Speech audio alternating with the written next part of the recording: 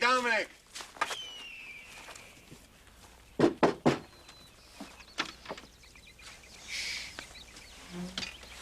I'm a friend of Pete's.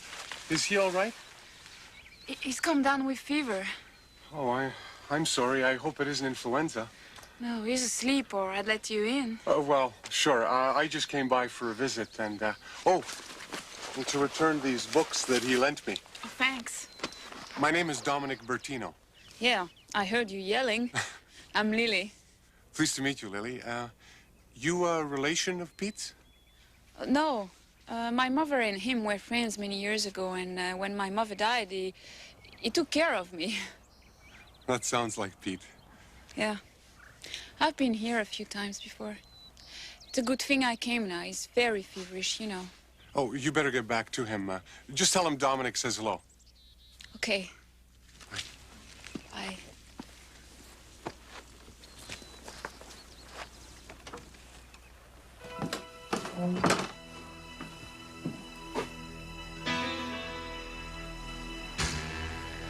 Nothing to worry about. Let's get packed. We've got a long ride to the border.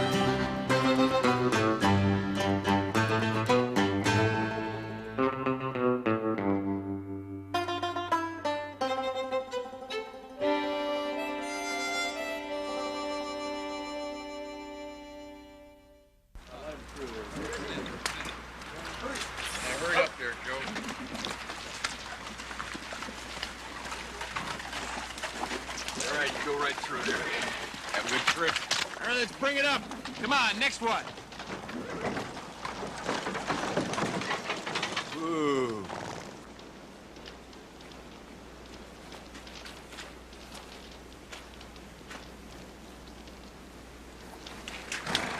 Where are you coming from? Denman Valley. North end or south? North. Foothills. You'll both have to be checked by the doctor. We've had many cases of influenza in that area. I can't let you into the U.S. unless we're sure you've both been checked and you ain't got it. Impossible. We've got a dead man in a coffin. You're French. And if she don't talk like Marie. They're still in Canada. I'll handle this. Excuse me for the delay, Mrs. Oh. Miss Lily Garneau. This is my driver, Ted Maddox. Well, if you and your driver will follow me, I'll get your wagon settled in the livery stable, and we'll find you both a place to sleep. Sleep? We're not staying overnight here. I'm afraid so, ma'am. And that body you got in the coffin there have to be checked out as well. Look, we're just going a couple of miles into Montana to bury the guy. We'll try to make your stay here as pleasant as possible. You'll both follow me.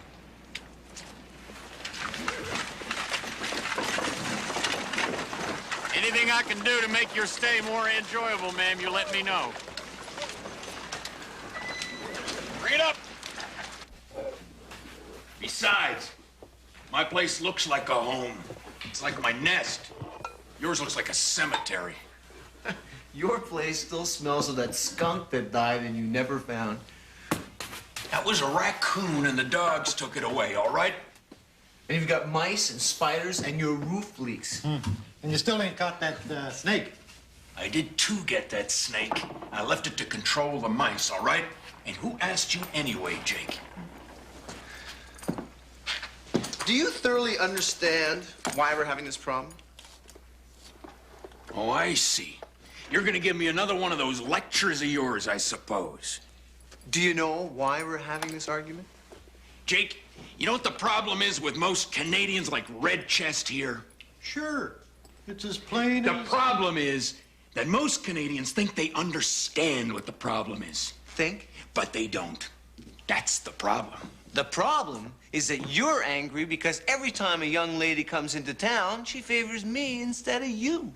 I can settle this. Easy. Let the lady choose.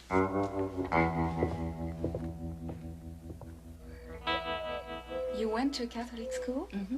So did I. My favorite nun was Sister Gabrielle. Mine was Sister Hélène. Then my mother pulled me out of school and we went touring the world with a circus. I studied to be a nurse, but then I fell in love with Jacques. Oh, but where is he? I want to meet him. He died here almost 2 years ago. I'm sorry. But they call you Dr. Dumont. Before he died, I helped him with everything.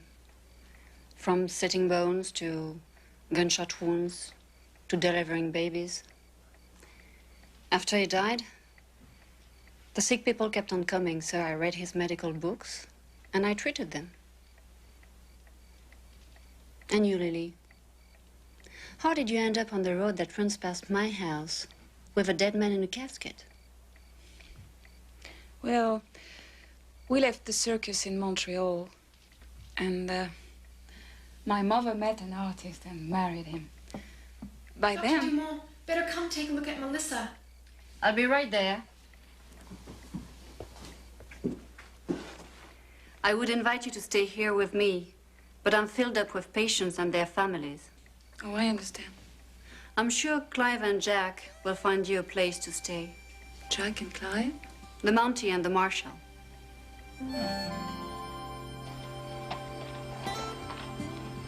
You're both very gallant to offer me your living quarters, gentlemen.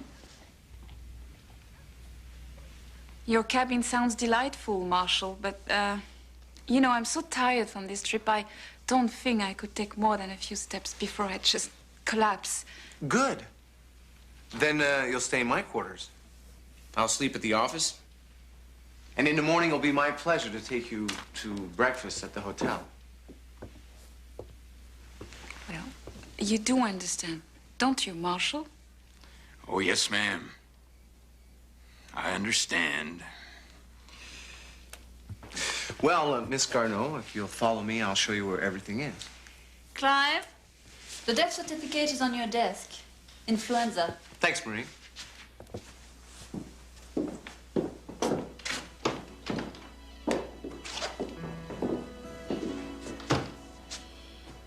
Should I be jealous?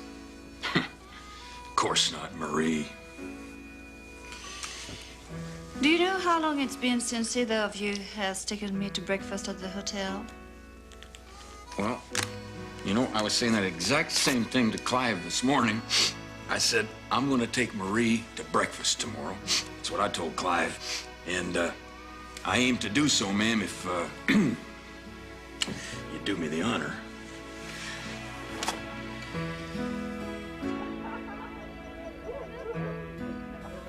How come you and him are friends? I gave him food and a place to sleep when he was broke. That was about 3-4 years ago. Ever since then, after he came back from prospecting, Evening, ma'am. he'd come by or I'd go visit him and... Evening, gentlemen. Marshal? Is the Mountie in the office? How should I know? I ain't my brother's keeper. He's got a letter from the dead man. What are you talking about? Pete Weber. The man in the coffin that came into town today. Yeah, old Pete. What about him? Pete Weber was a friend of mine. He gave me this letter, which he said I should open after he died. Well, open it. I thought I should give this to the Mountie because Pete was Canadian. No, just open it, will you? What are you waiting for?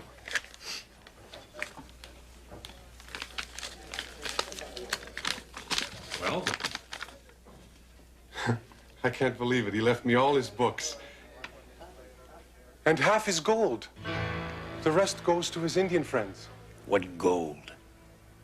He's got it buried under the floor of his cabin. 10 sacks of gold dust, he says. That's worth a lot of money, isn't it?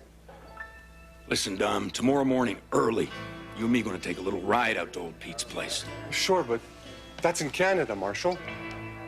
You heard me, Dom. Tomorrow morning, early. You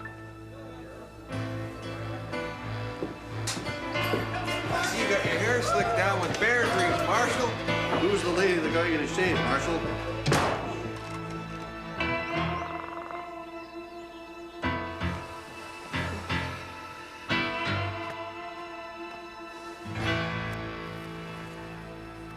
There's the gold dust. But someone beat you to it, Dom.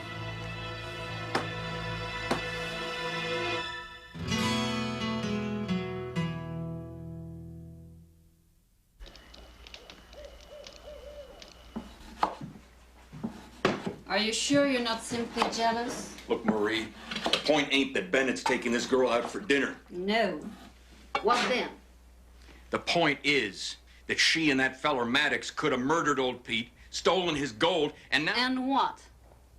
Besides, why would they have come to town? It's simple. It's the main route through the mountains. Uh-oh. Besides which, they didn't even know there was an epidemic, now did they? You forget one thing. I examined old Pete, and he definitely died from influenza. So he was not murdered. Jack, forget it. No, I insist that you take it. It looks so lovely on you. Oh, but I don't know when I can repay you. We French girls must stick together. Besides, there's no one else who could wear such a creation. Uh-huh. Woo! It's so good to laugh. These last few days with the epidemic. Oh, you must be exhausted.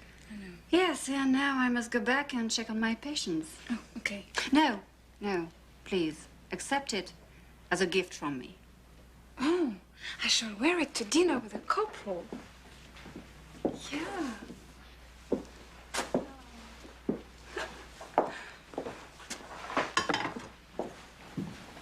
Last 3 wagons that came into town were free of infection. Looks like the epidemic might be slowing down. Good. You know where Lily and that man she come with are? Why? Well, I just came from old Pete's cabin and, What is it? What's wrong? A mouse in the corner ran over my shoe. Thought the snakes would take care of them, ma'am. I'm awful sorry I didn't mean... Snakes! No! Snakes, sure. Bennett always keeps snakes to control the mice and the vermin and the rats. Don't listen to him, Lily. Really, the mice, they're harmless. Oh, thank you, Clive. I'm sorry to be so foolish. No, not at all.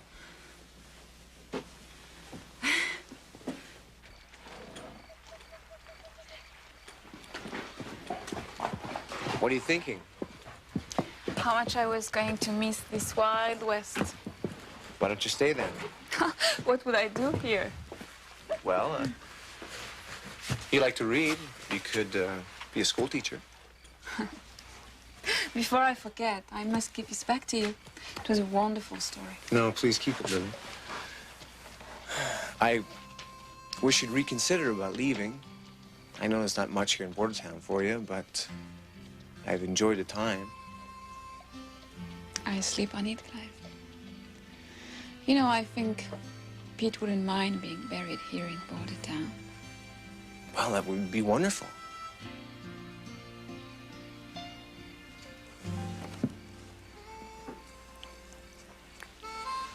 Well, I must get my beauty sleep.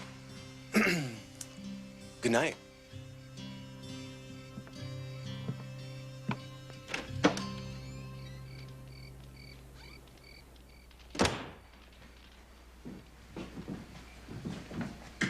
a teacher, huh? Miss Lily Garneau. Do you know that eavesdropping is the most despicable activity? Just shut up and listen, Corporal. Old Pete's cabin's been ransacked. They couldn't have gotten far. We'll just have to check all the... You're not listening. Nothing's been taken. No pots, no pans, blankets, nothing. Except what was hidden under the floorboards. The thief. Or thieves. They must have known what they were looking for. Oh, yeah. Gold. Pete had gold hidden in that cabin. And maybe we should just ask Miss Lily Garneau if she knows something about it. What are you implying? Don't be ridiculous.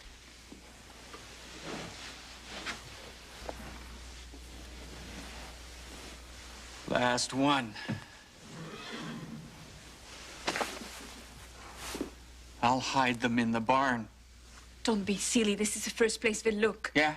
Well, I don't like the idea of you and all that gold. Just bring me the saddlebags. Once we bury old Pete, we get out of his place. What about the Mountie? Leave him to me.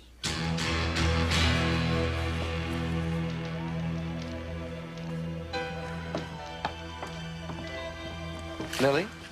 Evening, ma'am. Marshal wants to ask you something. What is it, gentlemen? I was just paying my last respects to Pete. Do you know anything about some gold that old Pete had hidden in his cabin, ma'am? Pete's cabin was ransacked, and the marshal seems to think that some gold was taken. Pete never said anything. Oh, you don't think I...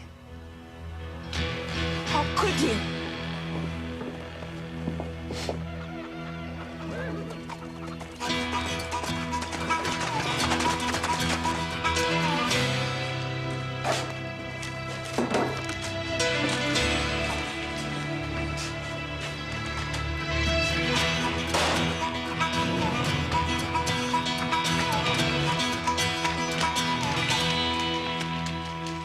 Gone, both of them. I know that. Which way? Something else. I found gold dust in the bottom of Pete's coffin. Well, you're a Texas Ranger. Start tracking. That way.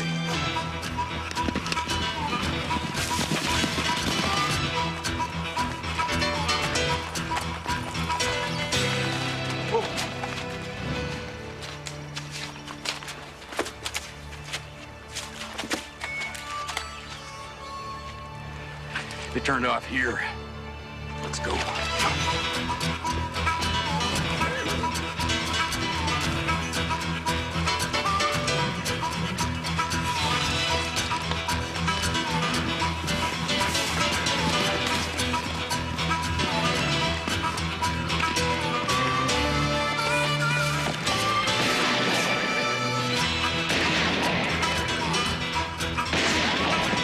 Cover me.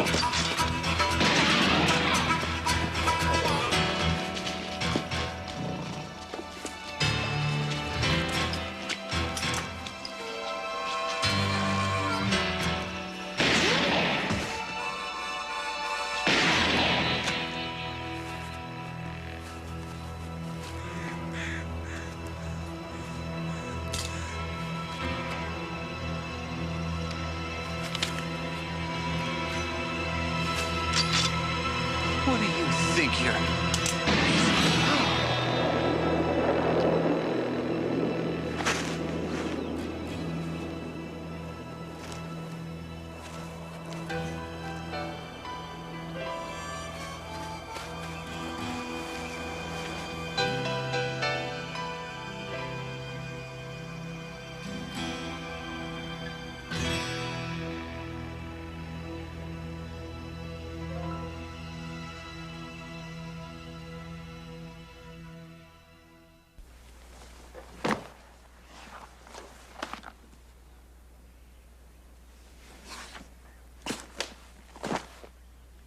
Well, I don't get it.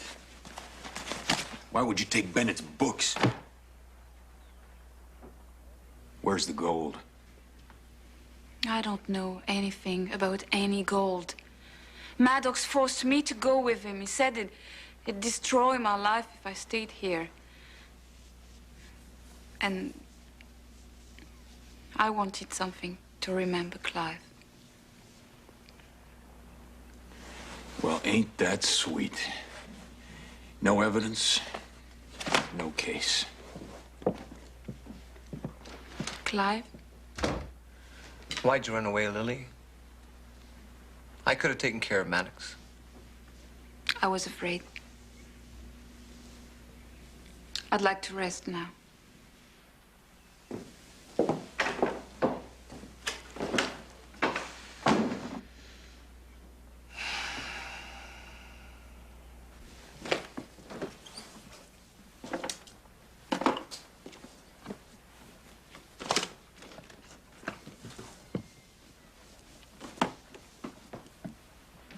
Looking for this, Lily?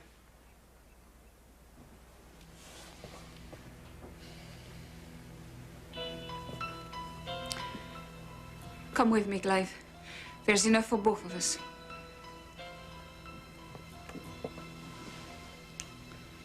It's over, Lily. This doesn't belong to you.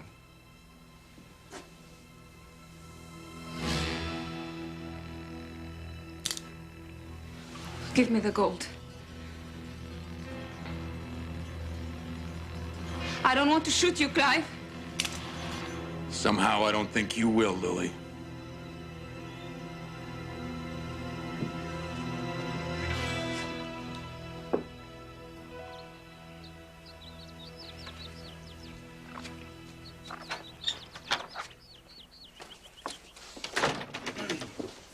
Good morning, Marie. Morning, Marie.